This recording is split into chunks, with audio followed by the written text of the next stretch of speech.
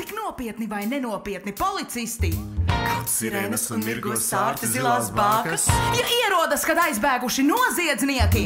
Kaut sirēnas un mirgo zilās bākas. Kājām gājējam vēlās naktīs, kuņils, kas ķemē savu teritoriju aktīvi. Paula, izslēdz televizoru.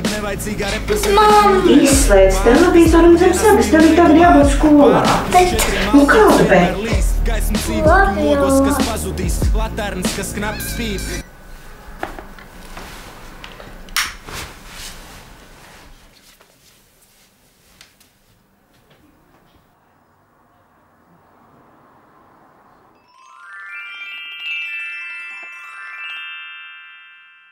Tā, grāmatas, būrtnīcas, penālis, konfektes, kožļanes.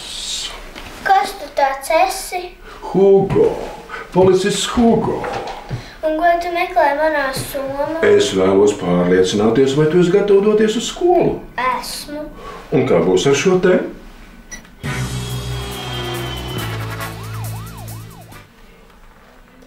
Tu prāto, vai es zinu ceļa satiksmes noteikumus? Bingo!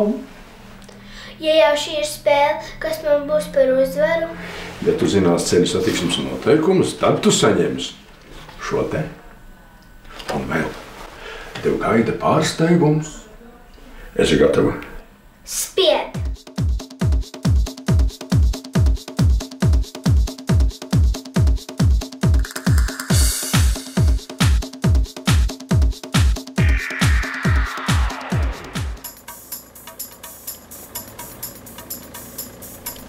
Kurš no gājējiem rīkojās nepareizi, Ozols vai Čilī?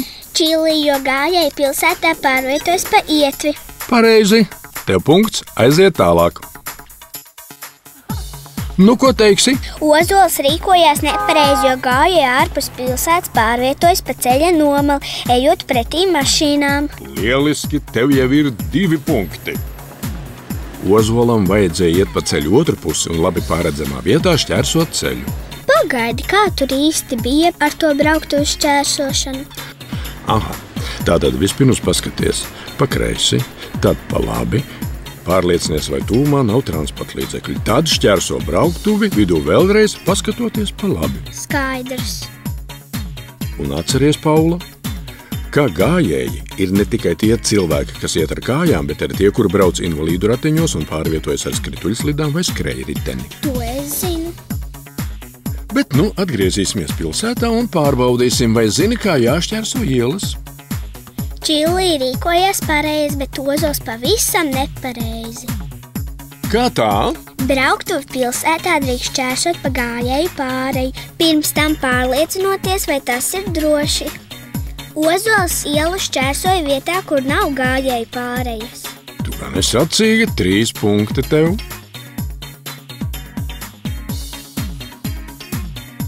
Bet kurš rīkojas nepareizi tagad? Čilī! Tieši tā, brauktuvi drīkst šķērsot tikai tad, kad deg zaļā gaisma. Labi, tev jau ir 4 punkti. Viss? Nē, bet pirms mēs dosimies tālāk, neliels ieskats ceļu satiksmes palīgos. Ja krustojumā un pie gājēju pārejas ir gājēju luksafors, tu ielu drīksti šķērsot tikai tad, kad tajā deg zaļš cilvēciņš. Ja deg sarkans cilvēciņš, ielu šķērsot nedrīkst. Dažkārt satiksmi krustojumos regulē ceļa policists. Šādā gadījumā tu ielu drīksti šķērsot tikai tad, ja policists stāv ar sānu pret tevi. Ja policists pacēls augšā roku, tas nozīmē to pašu, ko luksafora dzeltenā gaisma. Ātrāk pabeidz šķērsot ielu. Bet, ja policists stāv pret tevi ar seju vai muguru, ielu šķērsot nedrīkst. Un atceries, ja krustojumā satiksmi regulē policists, tev nav jāpakļaujas luksafora gaismu signālu dotajiem norādījumiem. Tev patīk regulēt satiksmi? Jā, ja gājēji saprātīgi un auto vadītāji uzmanīgi, man patīk. Tagad spēlējam tālāk. Tā, man jau 4 punkti ir.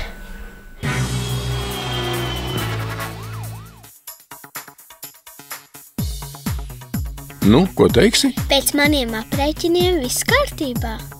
Braucot automašīnā, pasažieriem vienmēr jāpiesprādzēs ar drošības jostām. Un bērniem jālieto īpašais paliknis. Bet mašīnā jāiekāpj no ietves puses. Bērnu sēdeklī vai uz īpašu palikni jāsēž bērniem, kur augums nav sasniedzis 150 cm. Nu tā, man jau 5 punkti ir. Jā, bet nu gan skaties vērīgi. Ozolam nav atstarotāja. Tieši tā. Tumsā ejot pa ielām vai ceļiem lieto atstarotājs, un tu būsi pamanāms. Cilvēku ar atstarotāju autovadītājs ieraugs 100 metrus ātrāk. Es domāju, ka man jau 6 punkti ir. Jā, ar matemātiku tev viss ir kārtībā. Bet pirms mēs pārējām pie mūsu superspēles noslēdzošās nodaļas, vienmēr atceries. Uz ielas vai ceļa un to tuvumā nedrīkst rotaļāties un spēlēt spēles. Nedrīkst izskriet uz brauktuvas, nepārliecinoties, ka tuvumā nav braucoša automašīna. Nedrīkst iziet uz brauktuvas aiz stāvoša transporta līdzekļa, ja tā vadītājs tevi neredz. Nedrīkst spēlēties zem vai aiz stāvoša transporta līdzekļa. Uzmanies ceļu satiksmē, ja tevi apžilbina saule, tu vari nepamanīt auto un autovadītājs var neredzēt tevi. Ja ārā ir migla, ievērojami samazinās redzamība. Lietussargs var aizsegt skatienu un tu vari nepamanīt tuvojošos auto. Ja uz brauktuves ir sniegs un ledus, tu vari paslīdēt, turklāt grūti nobremzēt ir arī automašīnām. Tāpēc vienmēr atceries, ka žilbinošā saulē vislabākais palīgs drošībai ir saules brilles, tumsā, miglā un lietu atstarotāji ziemā neslīdīgi apavi, bet lietussargi tur ir tā, lai tas neaizsedz tev skatu uz ielu vai ceļu. Kā tu visu to zini? Un kā tu zini visu to, kas notiek Harry Potter filmās? Tas ir stilīgi. Zināt satiksmes noteikumus arī ir stilīgi un turklāt ļoti svarīgi. Bet tagad es gribu pārliecināties, vai tu zini, kā jāuzvedas sabiedriskajā transportā? Trolejbusā un autobusā es zinu, bet tramvajā nekad neesmu braukusi.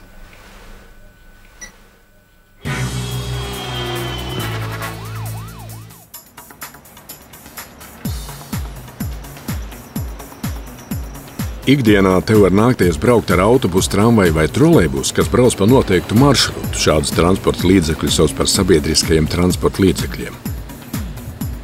Iekāpšana un izkāpšana atļauta tikai pieturvietās.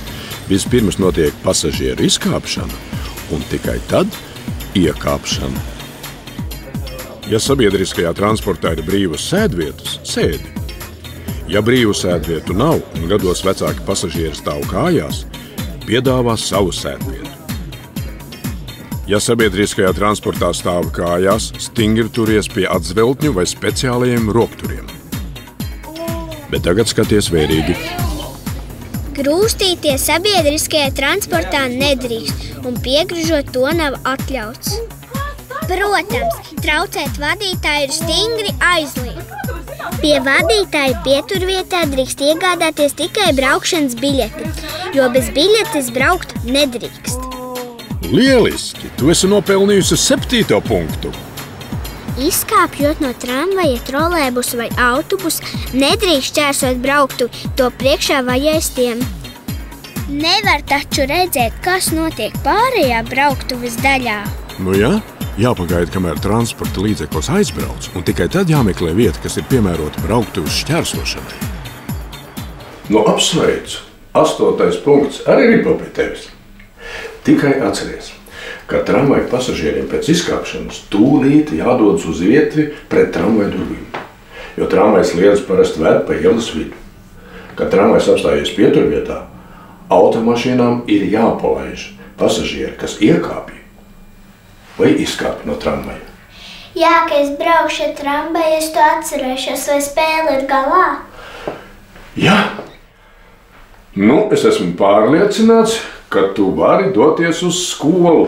Bet es jau to sākumā teicu. Nu, atkārtošana zināšana māte, tā man mācīja bērnībā, bet starp citu, kā tu tik labi zini ceļu satiksmes noteikumus? Mans tētis arī ir policists. Bet kur tas pārsteigums, ko tu man soli spēles sākumā? Nu, tev taču patīk čili un ozols. Jā.